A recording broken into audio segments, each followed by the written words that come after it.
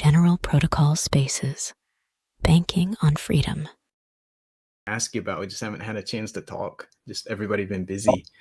So yeah, hoping to get through some big things, and then also some. Hopefully, the audience will forgive us for all kinds of little small things I want to ask about too. So let's just all right, get into it.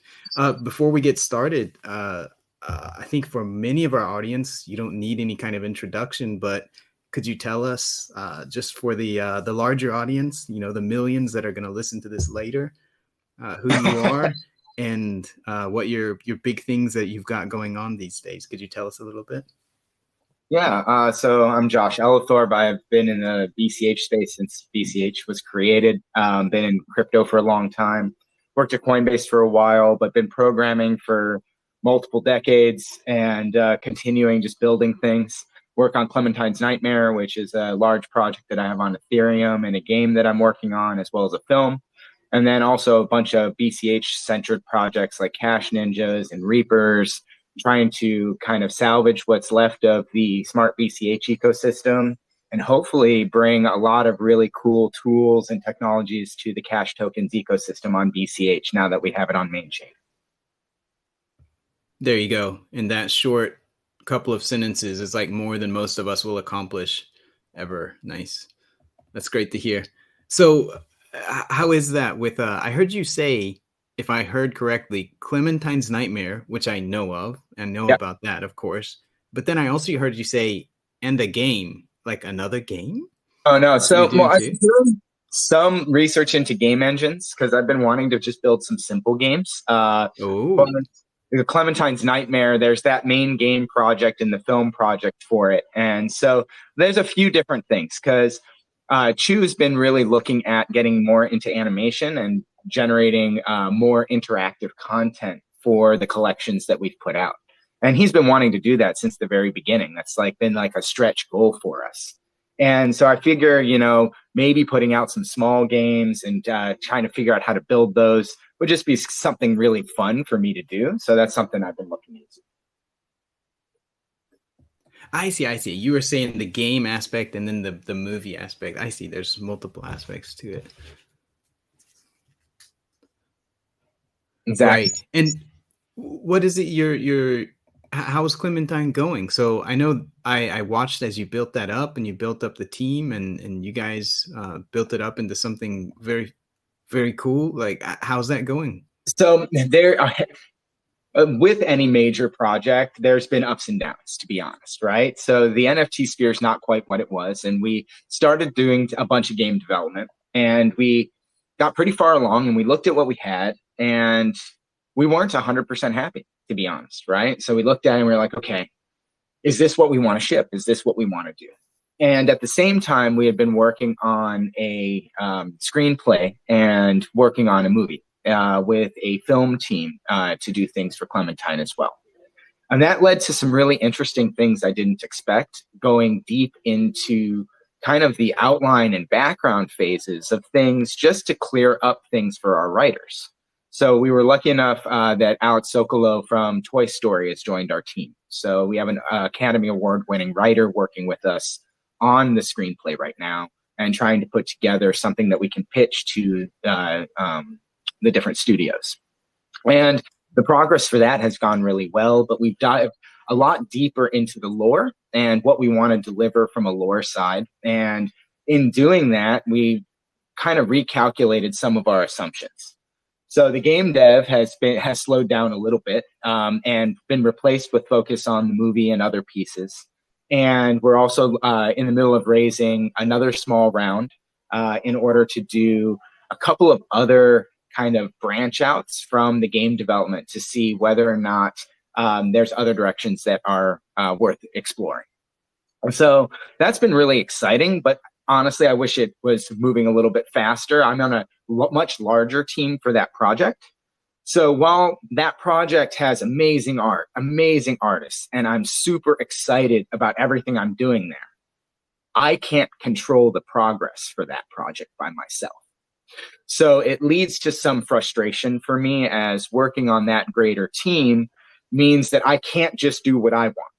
I can't just jump in and build some random thing and just ship it, because that's not how that team works. It's much more of an Apple-esque model where we want to only ship things when they're like super polished and completed and ready for the community at large. So me being more of a sculptor or like someone that likes to build and iterate a lot, that's been new for me and a little frustrating. That's tough. Yeah. So that's where Cash Ninjas and Reapers comes in, right? So when I work with Matthew and Chu, and we just build. We build what we want. We talk. It's a lot more collaborative and a lot less picky about exactly what's being worked on at a given time. And I feel a lot more free to be able to just ship and do the things that I think are going to be fun for those projects. And I think all of us on that team feel that way. So luckily for me, I have projects of both types, and that keeps me busy. How do you do that balance? Because, you know, when you're doing other kinds of software projects, social media or whatever it is, there's a large degree of, move fast and break things. And that makes total sense. But then as soon as you start involving, irreversible transactions into the picture, it changes a bit. Like, how do you balance that with like wanting to move fast, but then also that kind of weight of dealing with, money that you can't turn things backwards on? I mean, that's a fantastic question. And that leads back to conversations that Chu and I had before Matthew was involved on our team.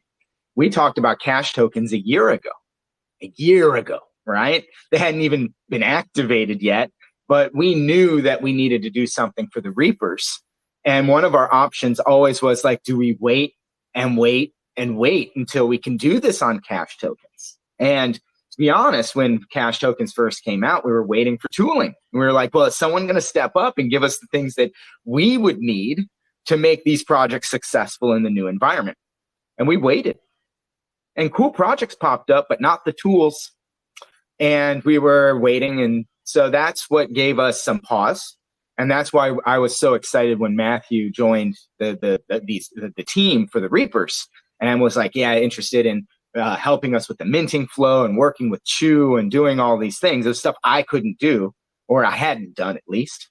And I really wanted someone that was as motivated as I was to kind of do these things, but could, we could hack on these things together. And I felt like they were, doing as much work. And Matthew's been amazing, right? So all of a sudden we have multi-threaded minting contracts. We have new tools to build BCMR files. We have tooling that is just as good as what the Ethereum devs have been using, finally. And that's at least on the, NFT kind of creation and trading side and a few wallets. But then there's still a lot more to be done. And we're really, really early. So open sourcing all this stuff has been really fun, and getting feedback from the community, and then doing that with technologies that, well, what's the worst thing that happens if, someone messes up an NFT mint? Well, you do it again. You kick those things back to people, and the transactions on BCH are small. So this is a great way to test the technology, because I'm not building heart monitors. I'm not building something that like matters if it really falls off the tracks right away, and it gets a lot of peer review. So that's how you build tools that are more ossified, right? You have a lot more people use them. You build things that are fun, that use the same technology as serious things, but aren't quite as serious.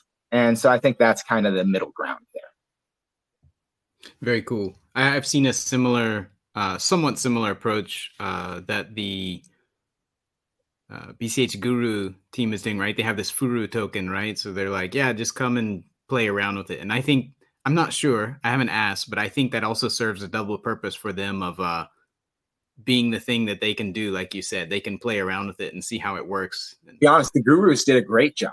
I wish they had open sourced a few more things that they had done. But to be honest, it's so early, and they were trying to be an innovator, and I'm not going to fault them for that, right? It's just like, I wish that everything they've done has been really high quality. The art was good, and they're actually building the prediction game. They have their own token. They airdropped. They've had a lot of fun with the community. And I really think that that's what these NFT projects more are about than anything. It's just fun and community and extending these technologies. And so the Gurus really did a great job with that.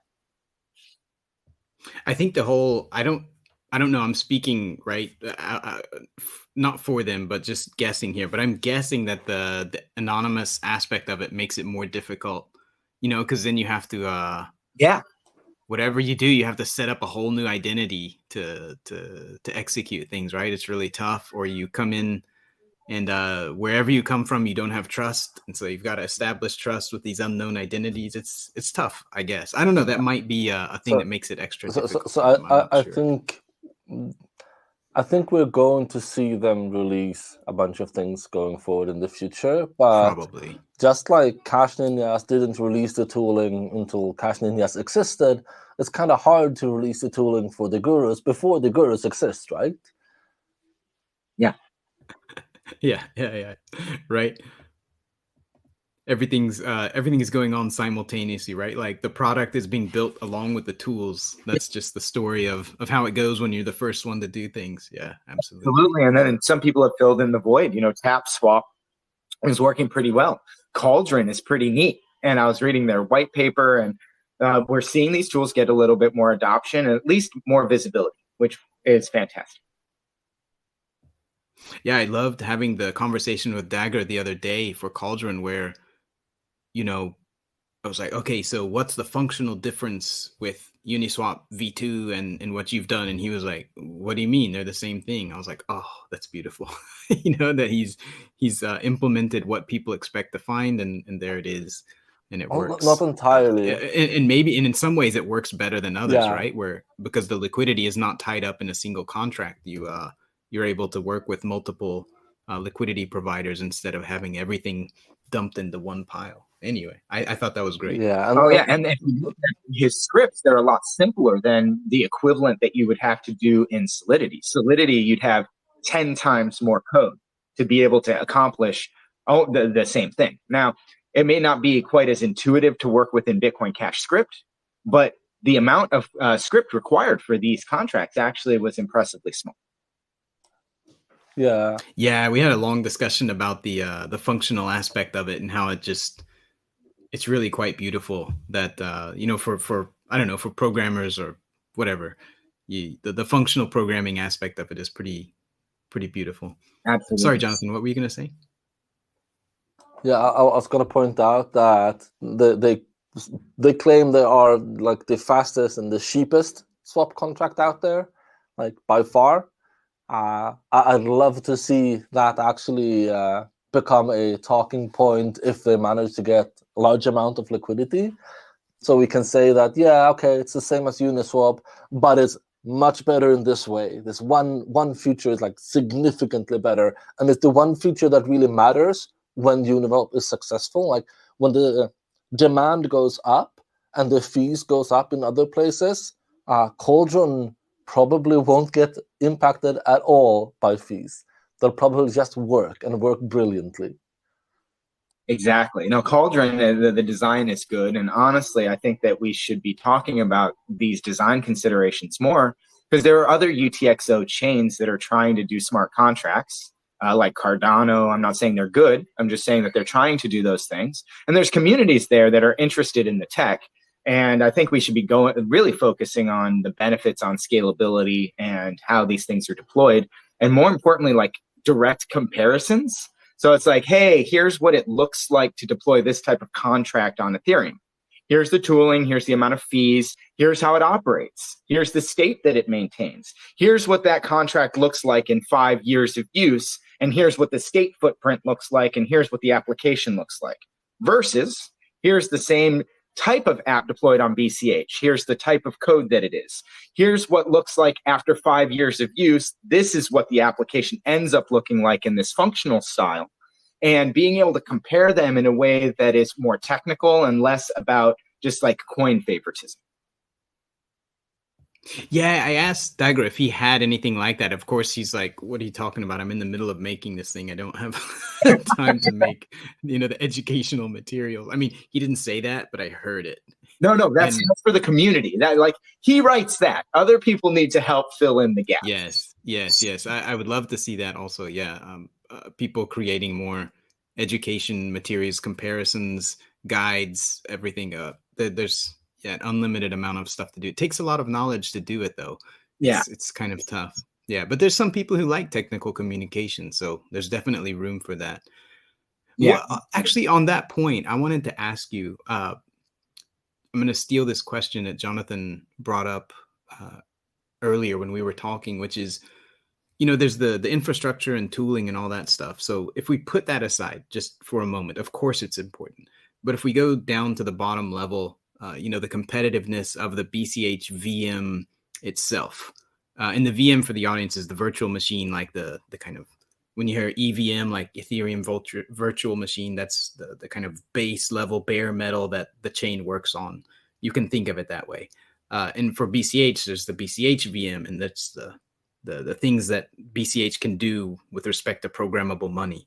So what are your thoughts on the competitiveness of BCH VM today? Of course, it's better today than before, but today versus, the landscape of, as you said, Cardano, Ethereum, EVMs, and so forth. So, because you have experience building on multiple platforms here, so. Yeah, I've built on a lot of different platforms, and to be honest, every time I use Ethereum, I get upset. Pretty much every single time. And it's either, some kind of failed transaction, or just dealing with the expense of that chain. And when failures mean they steal your money is really, really brutal. So it's, it's difficult because there's been projects I've wanted to do where, for cost reasons, I just couldn't do them on Ethereum because it didn't make any economic sense to do that. And I think when you're talking, it depends on the type of community you're trying to build, right? So for me, NFTs were about community and conversation and having something fun to do. I've never bought a super expensive NFT. I do not think NFTs are like the thing that you use for your savings account, right? Like, I think that's insane, right? And sending a picture and paying dollars in fees is not the future. I'm sorry. That's just like, there's no way that's the future for me. So I look at it as BCH is, when I use it, things cost fractions of a cent. The Bitcoin Cash virtual machine is actually really full featured now. We have 64-bit support. We have all the really required mathematical operators now. A lot of the things that were supposed to exist in Bitcoin that were turned off early are now on Bitcoin Cash and functional and well tested by multiple teams. And so we know that VM is quite stable. And then on top of that, the work that Jason did on cash tokens was really next level. I mean, if you look at that proposal, it's obvious that there was a lot of technical thought and skill put into the latest upgrades. And I think we're really, really fortunate at this time to be able to build on that tech. Now, does that mean that there aren't things to be improved? Of course there are. There's lots of stuff still left to do. But I think we have a really good starting point where I see a lot of developers wanting to work together and working on actual protocol level documentation so that we can all build these things without and be compatible with one another, as shown with Wallet Connect and some of the other newer things. Even though those are like really wet paint, they're not quite ready for like mass adoption, in my opinion, as to the design. We've made really, really good progress. And to me, the community hasn't been this healthy in a really long time, because I see the people and the conversation around the VM or additions or protocol upgrades. For the first time, I just see a lot of conversation and not a lot of negativity and not a lot of fighting. Just a lot of things that we know we need to do. And it's more of a question of order of operations. Like, what do we do next? What's the next important thing that we get done for this chain? And it looks like, we're going to be doing a evolving block size limit, right? So now we're going to have an algorithm that's going to be able to do that. That's the main conversation. And it was probably between that and UTXO commitments, to be honest. But both of those are really valuable technologies. Like, all of a sudden, it's like everything on the schedule for BCH really makes sense when it comes to scaling Bitcoin. Whereas before, we had to do a lot of that backfilling to get the scripting tier where it needed to be, so that when we try to increase adoption, we don't like break things later for all the consumers. Yeah. There's so much has happened so fast. I mean, at the time, it felt like it was going incredibly slowly, but really, if you look back, the upgrades, like you said, backfilling, that's a pretty good way to describe it. Like all these things that were just painfully obvious that should be done and should have been done years ago, like Yeah. even back when it was BTC, right? And it's like, okay, yeah, finally all that stuff's done and we can start moving on. Now, Cash tokens, like you said, is next level in terms of the amount of time, effort, consideration, the amount of abuse and beating that proposal took. You know, Bitcoin Cash Authors and Jason both working hard on that. So It took yeah, it's years. been amazing to see it all come up. And there were so many different token proposals. And honestly, a lot of people wanted main chain tokens. And we finally have that in a mature implementation, which feels great. And now we're starting to see the benefits of that, where, you know, we knew there was a demand for tokens, but we also knew that we had a lot of intermediate solutions to them in the form of SLP, in the form of SBCH, and other ways that people were trying to do tokens. And none of them were really the one that any of us fully wanted, right? There's nobody that thought that, you know, doing tokens as op return was the ideal way to do the tokens. There was nobody that thought that, right? But we did that because it was something that was compatible with the protocol at the time, and it served a need for, you know, 5 years of token. And it also really revealed, yeah, okay, it's really obvious that it's not good enough for where we need to go. Like it became super obvious once you actually did it. So it really served several purposes besides being useful, but also as just a demonstration of, okay, yeah, we need something better than this. I would argue that that was the only benefit we got from CoinFlex. Oh, God. Only benefit was, yeah, their chain was one of the longest SLP chains, and it taught people a lot of valuable lessons on how SLP tokens that are around for a long time break down really badly. And what it means to be responsible for state, right? It's like, okay, now we have this whole parallel consensus nonsense that is very hard to deal with. Yeah. Exactly. Right. Okay. So that's the VM. It sounds like you think BCH is not too bad of a position. And maybe getting better, right? 128-bit emulation support. The conversations about that on the BCH research site, that looks really interesting because there's some interest stuff that could be done by allowing for 128-bit math internally. Sure. Yeah. Ways. Not to say that needs to go in, but there's some like cool stuff that like are definitely nice to haves that would make things a little bit easier.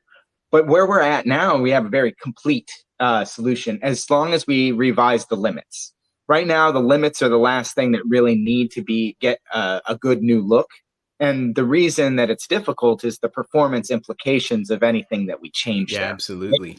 So all of a sudden, like a small change, you got to test like, well, that small change, what happens if someone packs 32 megs worth of transactions in a block that all do that, right? Like, what does that do to our node? Like, is that something we want to allow? And being able to do those perf tests and making sure that the rules around what's a fair script to be putting onto the network really makes a lot of sense. And there's some good thoughts there, again, by Jason and some of the other devs. But we have to be careful because when we move fast and break things, we lose wallets, we lose support from the ecosystem in certain ways. And we've seen the downsides of that, right? As BCH has improved its VM, as it's improved its capabilities, double spend proofs, cash tokens, we've had a really hard time getting the upstream communities to implement the technologies that are valuable in our community, right? Because they're playing the game of lowest common denominator so that they can offer as many coins as possible, which means they're going to offer send and receive. But then when you ask them about cash tokens, there's nothing. Or double spend proofs so that they could possibly offer, less confirmations in certain cases with upstream people. Those things are really important for us to get out there. And I think we've seen, the double-edged sword of moving fast is that, some people don't have our full feature set, and therefore people don't have an accurate picture of what Bitcoin Cash is capable of, except for the people in the community that are using specialized tools that do take advantage of the features that we've developed, and we see it firsthand. And so how do we bridge that gap? How do we get it so that the greater community also sees those and can benefit from our feature set?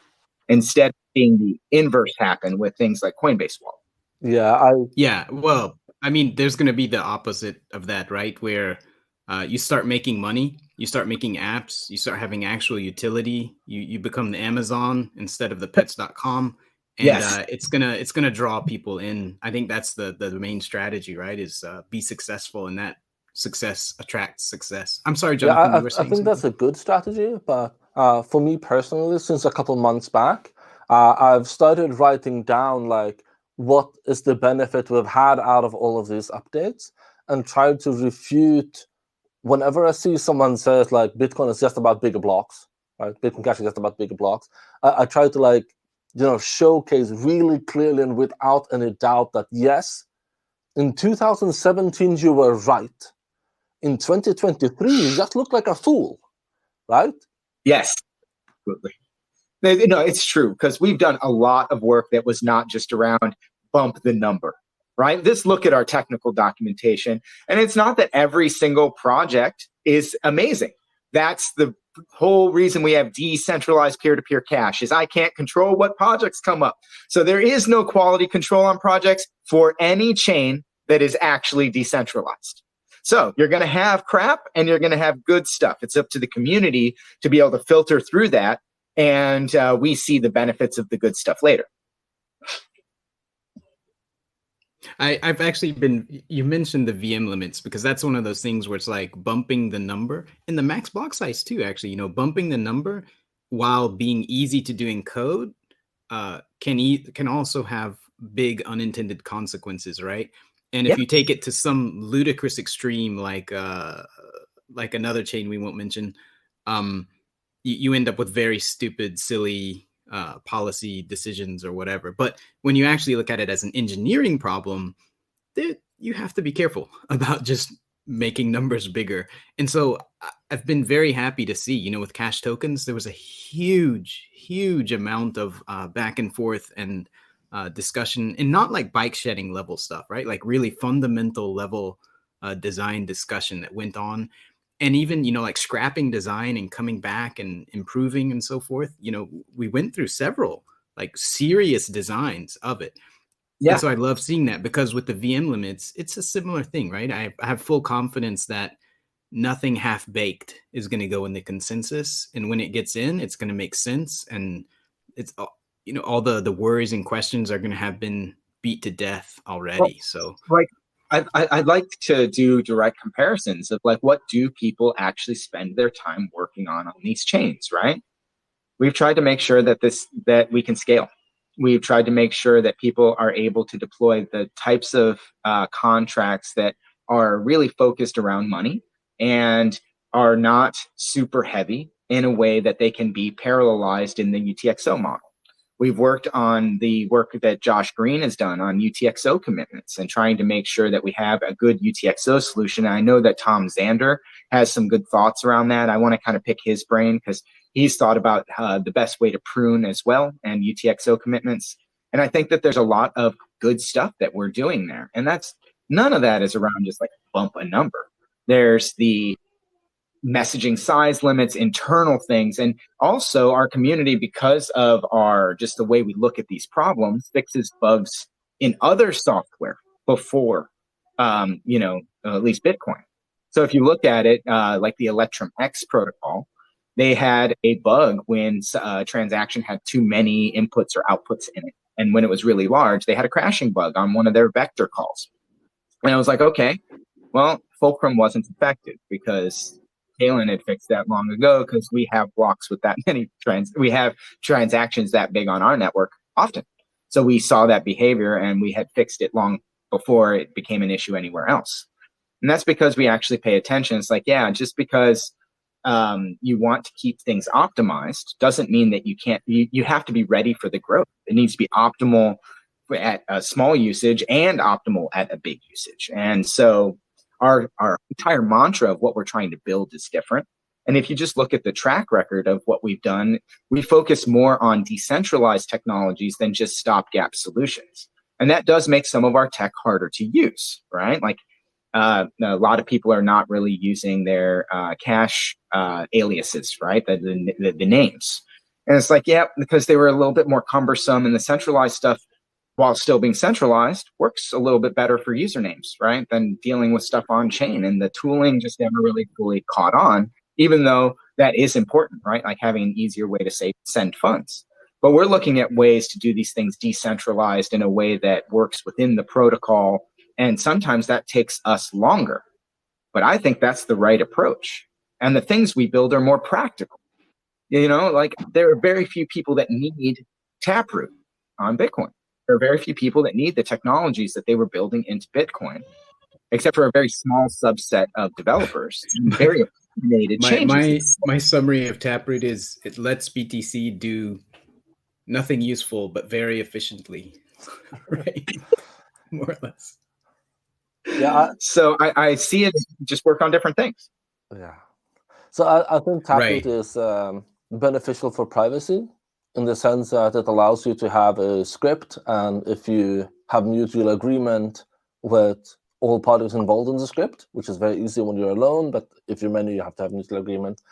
You can hide what the script was all about by just triggering a different path in Taproot.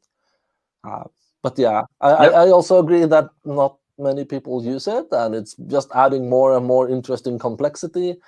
Meanwhile, they have people really wanting to build, and they have lots of bits who are like, this is really, we need this in order to move forward in this other thing. And, you know, listen to demand is not a strong suit. Right. I want to give a shout out to our silent speaker here, Uname, who probably can't talk very well, but I still can. Okay. Well, I'm going to give you a shout out because I'm always appreciate how Uname sees ahead of the game, and since years ago has been saying, look, let's be the practical chain, you know, the one that does the right thing at the right time, not some silly current fad or whatever it is. Like, do the right thing at the right time. Don't break user space. Just all the lessons that we have learned in the normal tech world, and just being practical and applying those here, because I think that's the only way forward, right? For an actual global scale money network, you can't play games with it. You have to do the right thing, and you have to build it up, and you have to have all the views, right? The short term, the medium term, and the long term. I don't know. Yeah. I mean, to be fair, you know, that's not really like a genius insight or anything. It's more like Let me tell you about Cardano. It's more like a fairly easy conclusion that people can make if they're poor and not really on the way to becoming rich. Well, if they were taken seriously, right? If they were taking the development of the chain seriously, but you know, basically what you have to do is that, okay, look around. What are those guys doing? Holy shit! Don't do that. The end. Right?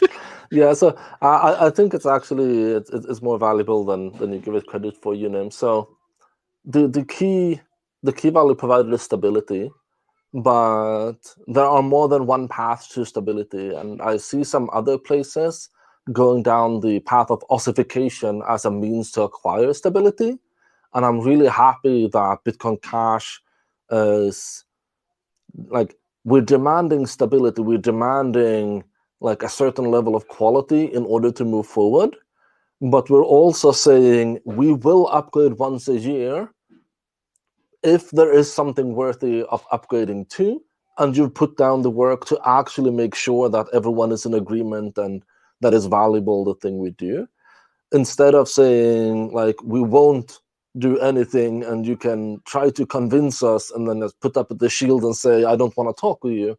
But that's some other parts of this ecosystem is doing. Well, the nice thing about BCH is that we do want to do these upgrades, and we've had good stability on the main network since the fork.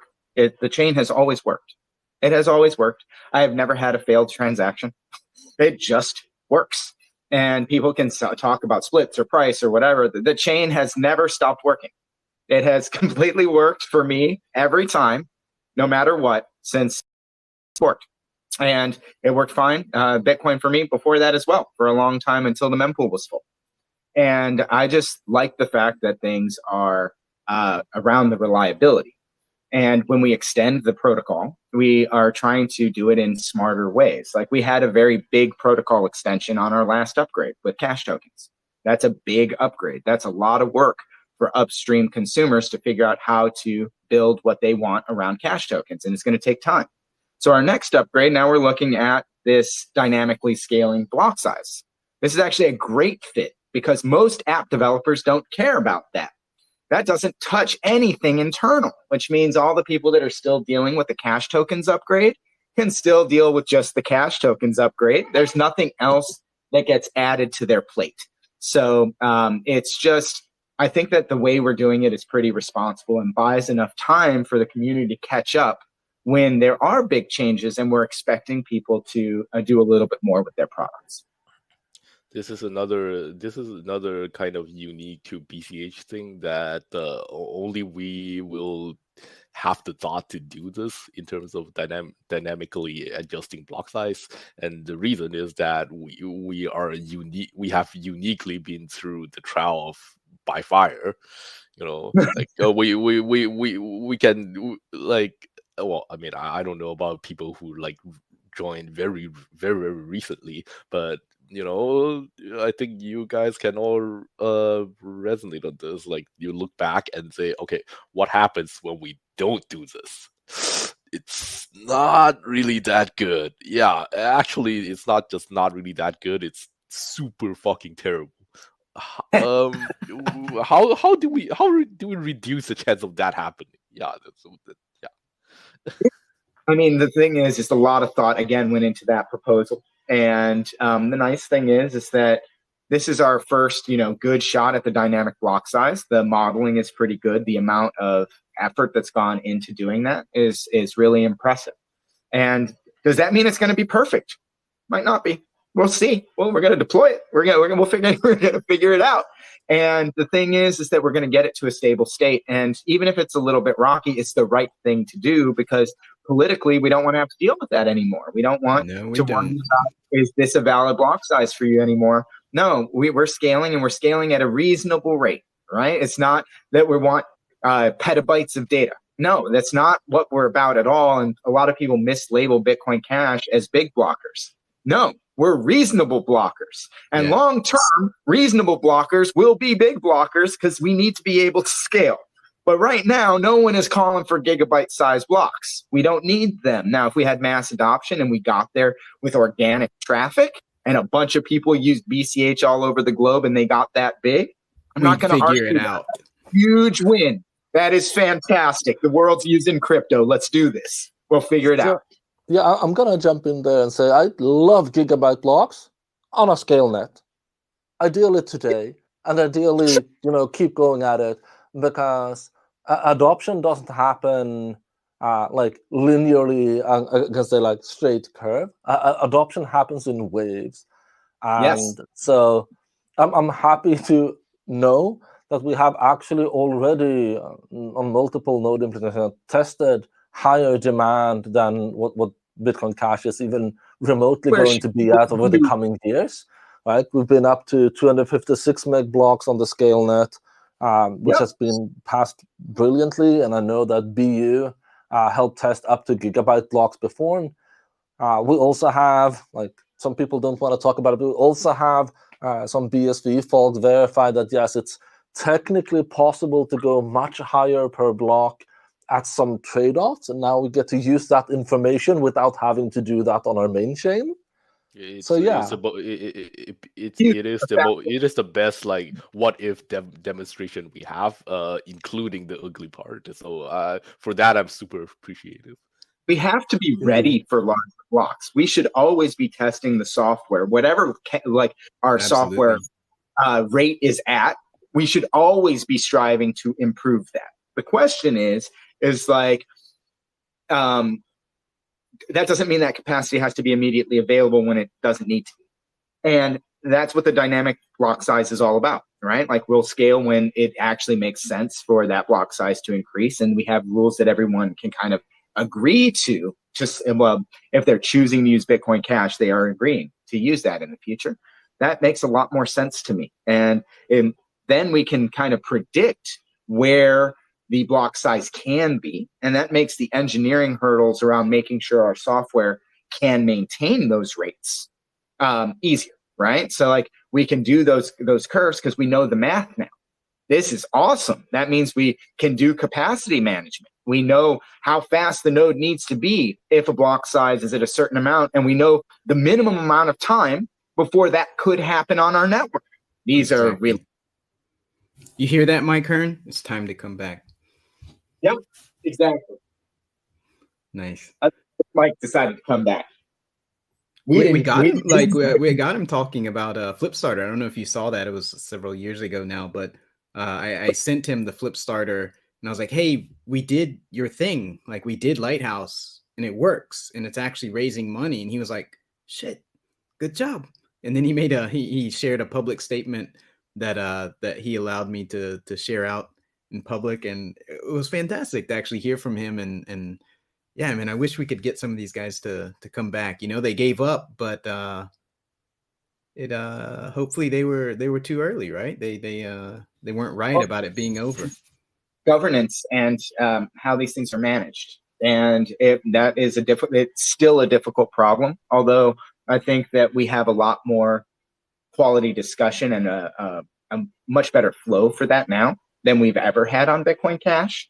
And his arguments in the beginning were pretty valid, right? Like you guys split off, but there wasn't a new way to deal with social attacks or, people who had their own vision on what to do.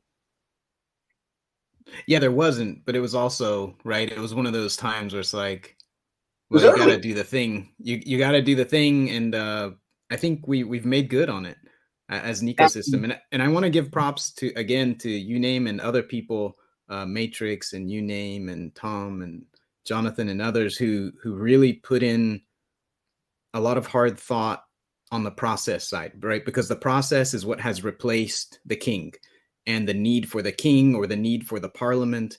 It's the process that we have, and really appreciate all the thought and work and time that people have put into that. Because I know some disagree about, what defines governance, but I think we may have one of the best forms of governance out there for a blockchain that we have to manage until it gets to, global scale. I think we may be the best one out there. I think that what we have is really good for the scale we're at, right? So like right now we have a really quality chip process. There's lots of good conversation from multiple teams and stakeholders. We reach out to the big stakeholders out there to see whether or not they're okay with changes. This is something that I think is fantastic. So I'm not going to criticize what we're doing. I think that actually all of that is fantastic. It just gets harder if we have more customers, right? Yeah, yes. So like, I don't know how to scale that, right? Like, so this works. Let's reach out to stakeholders. Well, we know the stakeholders, we know the community really well. We live and breathe this stuff. But what happens when the stakeholders are like everywhere? What happens when like potentially, some major foundations all over the world are using our stuff? We have no idea. And at that scale, trying to reach out to everyone on like, what's your opinion on this upgrade could lead to a lot of conversation that is very difficult to get through. And so there's a difference between difficult conversation, but can get through to, well, there's so many stakeholders that a malicious actor can enter that conversation and steer that conversation into the ground every time. How do you stop that? Because we've seen that on the bigger chains. So I'm not sure. And I think we're in a great place, and we're going to keep doing what we're doing. But I think there's more learnings that we're going to have. Oh yeah, I have to strongly agree with this, and the process we have right now is what allowed us to stabilize and be productive, for and inspire confidence, which is a thing that we brought up repeatedly in the previous spaces, for right now and likely for a while, which is awesome. We haven't had that since basically the beginning, which is awesome. But will the thing, to put it on an extreme, will the thing survive, say, something like if the CIA acquired a $1 billion budget specifically to socially attack BCH? Probably not. But we are not at that point yet. think anybody's there, right? So like, these are hypotheticals, right? You're totally right. We probably aren't ready. I don't think anybody's quite ready for the amount of misinformation people put out there. And this is a major problem, right? And that's why I think sticking to the technicals of like what makes better scalable peer-to-peer cash keeps things on track. And we're trying to get the major changes done now while we can, while the community is focused, before these types of debates come up again, back to dynamic block size. Let's do that now. We're not going to have that debate when the community's bigger. It's already done. If you're part of the community, then you've already signed on. Have fun, right? Yeah. This is important for us right now. And that's why I was happy about cash tokens. That's why I'm happy that we're looking at UTXO commitments. Need to do stuff that could be major changes now. And then hopefully the things that we're talking about later are things that even if they ossify, even if they don't go through, are not critical to peer-to-peer cash. Yeah, that's even reverse, right? Very good sorry, take. go ahead, I agree that we can set a goal now, and if we grow to the point where ossification is unavoidable, then that might not be the end of the world, because BCH might not have to be the chain for everything, but it should really be the chain that can deliver us like one transaction a day per person on this planet. Yeah, I was going to say, getting the things in early, thinking ahead, like I said before, short, medium, and long term, all the frames that we need to look at, getting those in early means that ossification, if things are done right, ossification turns into your ally, because it makes it resistant to malicious changes later when there's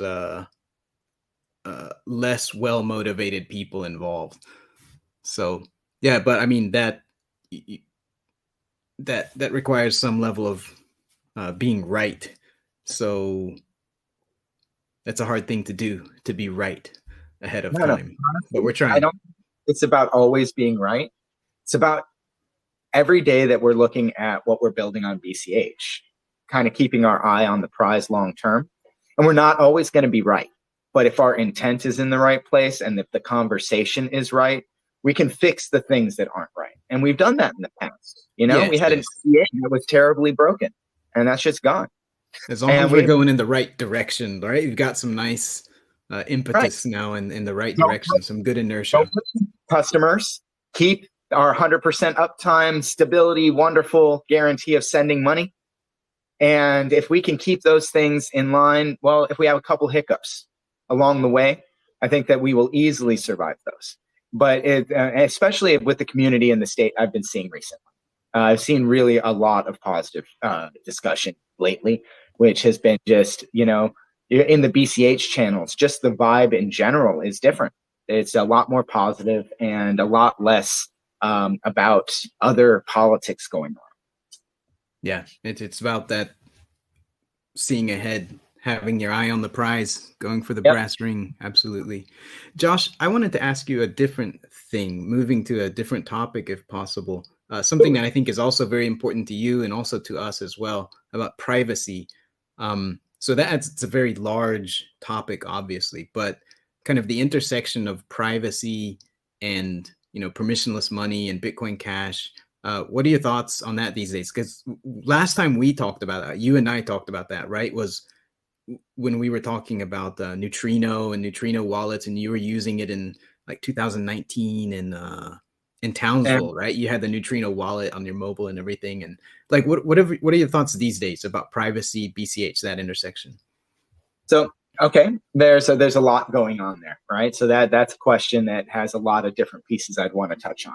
First, I'm going to just touch on the Neutrino piece, right? So the Neutrino piece, I'm really sad that we haven't had other full nodes that have implemented the Neutrino spec in a way, or a conversation in the community. And it's not, I'm disappointed more in myself that I haven't brought that up more, right? So in order for Neutrino to really make sense within a Bitcoin Cash context, there's one more piece to the Neutrino algorithm that would need to be figured out, which I call the chunk size, right? Because Neutrino down because you can't block. grab in the whole blocks when they're like 5 gigs. Yeah. So all we would need to do is take the existing Neutrino spec, and instead of the filters being per block, they would be per chunk, per block. And that way you'd get a set of neutrino filters for the chunks of a larger block. And that chunk size could be 32 megs or even 16. But that chunk size ends up being our anonymity set, right? That's where your addresses are hiding. I'd guess that even a 1 meg chunk would be fine, right? So 1 meg chunks, you get your filters from the node. You know exactly what chunk of that block you need. We have a way to request that chunk of a block and a proof that that was validly delivered. This is really, really powerful for us because now we can use Neutrino, get better, get privacy with a spec that is actually pretty damn good and has been implemented at least once completely for BCH. So we know this is a solution that can be functional for us. But it just hasn't really happened. Chris is interested in other projects right now. He hasn't worked on BCHD, obviously, in some time. And we have OpReturn, who's trying to pick up the work there. And that's the only full node that offered any Neutrino support. And I was trying to figure out a way to get that into BCHN, but I haven't been vocal about it. And there was some work that was done in core, but to be honest, the best implementation is still BCHD, which is not functional. So that all makes me sad. Now, let's go to the things that make me happy, right? There are some wallets that are trying to provide decent privacy now. And I think privacy is a right. And I don't mean that I should be able to hide things from everyone for what I do. I actually think audit trails are really important. And there's a lot of times that you need receipts. And you don't get really good receipts with zero knowledge stuff, and they're complex. And so I really think that solutions like Cash Fusion and Cash Shuffle, those types of solutions that are multi-party computation-based, multi-party transaction construction, that all parties agree, and then that does some form of obfuscation, is actually a really decent solution for a public blockchain. And so we see Stack Wallet that implemented Cash Fusion. Is that really a complete solution? No, you need to leave your wallet open. It's a little bit more cumbersome to use, but it's working. And we need starting points, and it will get better. And so now we have 2 wallets that are able to do that and provide privacy for that end user for linked transactions, which no one can argue in good faith isn't something that is really reasonable to want. We get that with Cash, and we even get that with most parties with our credit card. Our credit card company knows our last many transactions, but the party that we're paying does not, right? So we're talking about enforcing a contract that is the normal social contract of the world today, which is that I didn't know where that 20 was before you gave it to me. I didn't know where you spent your credit card before you spent it with me. And it's not some crazy idea or something that is only for libertarians. It's the same social contract we have now enforced on a blockchain. I think it's very, very essential and reasonable and very difficult to argue against.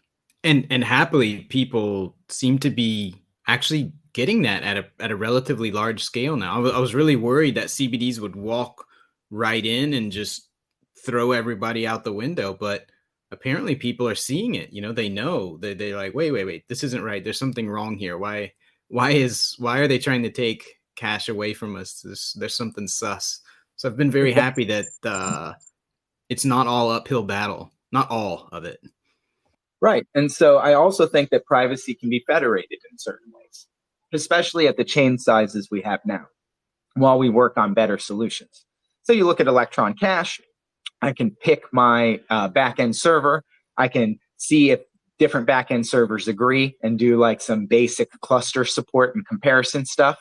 And that's actually really good. If I can easily spin up an indexer like Fulcrum and I can point my wallet to it, well, that's really nice. I have good privacy. I have an SSL connection to my own infrastructure that's indexing transactions in a way that I can query with full privacy.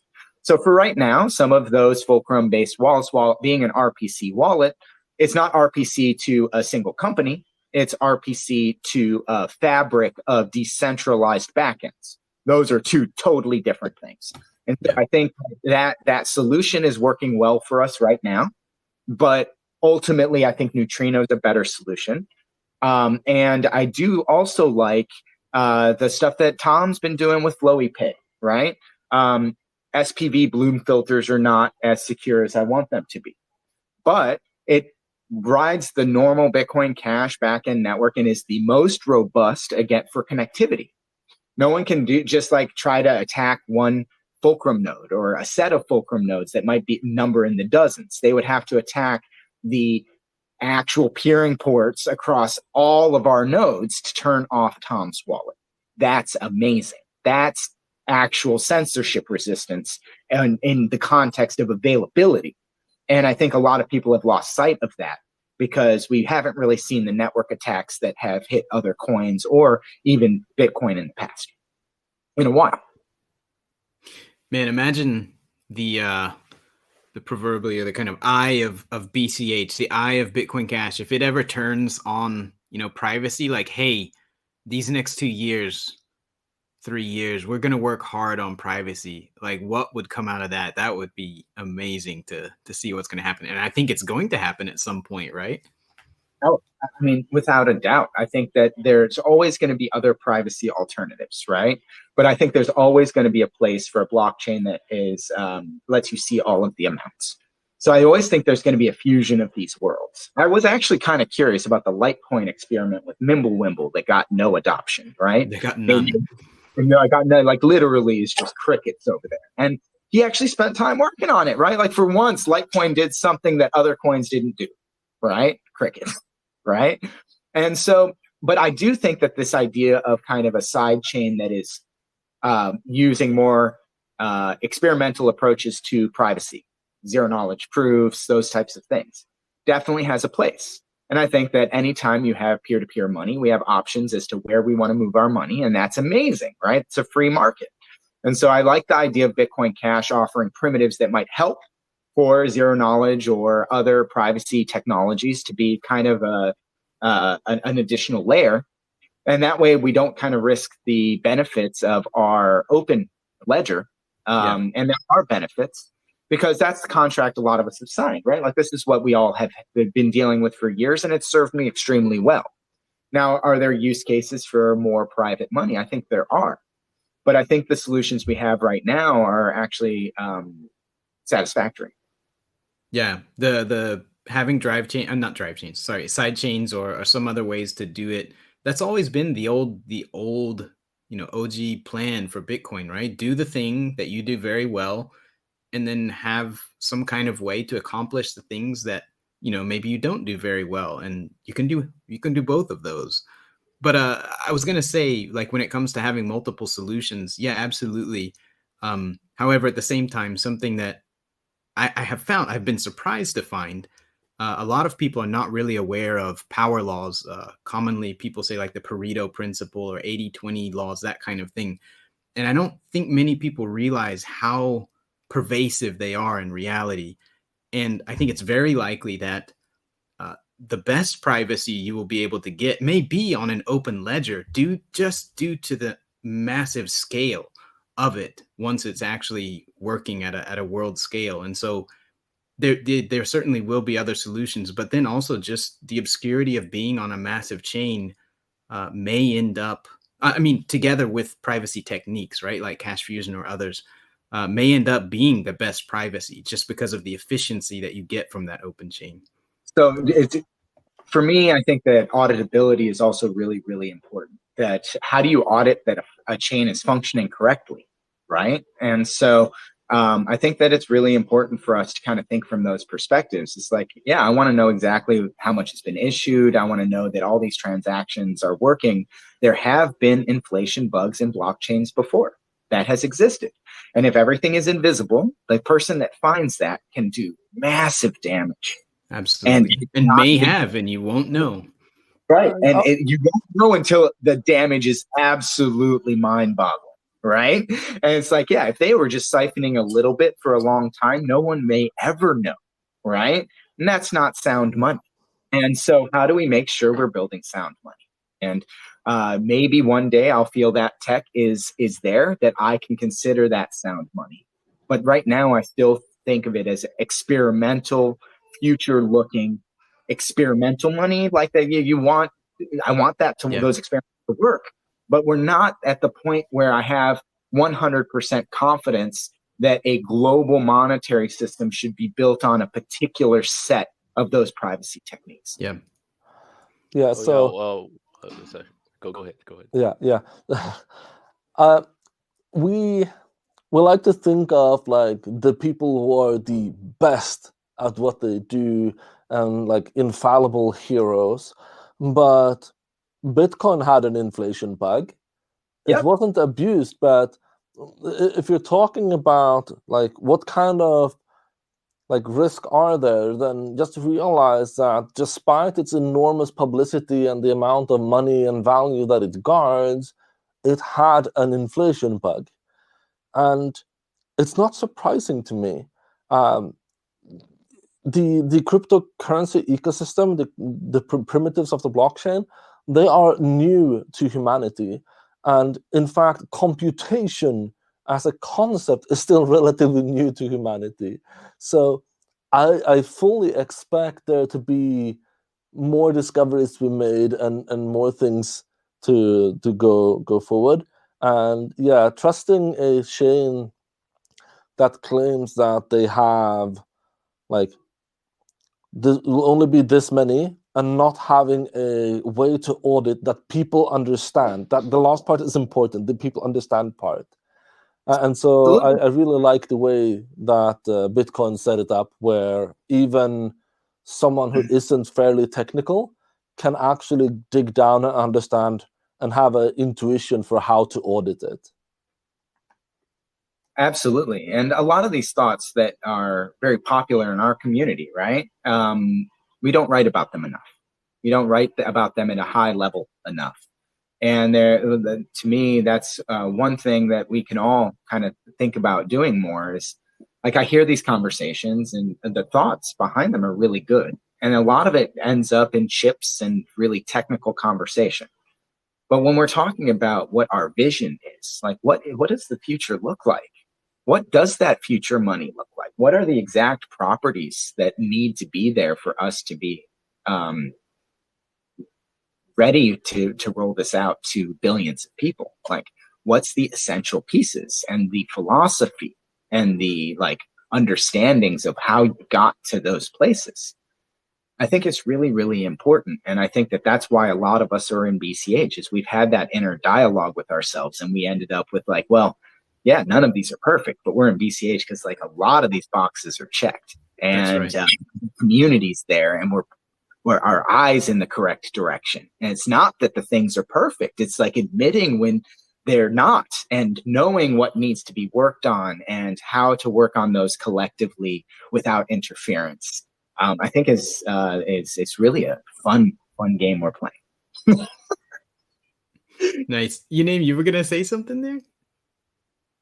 Oh no, I was just trying to comment on the whole open ledger versus closed ledger thing.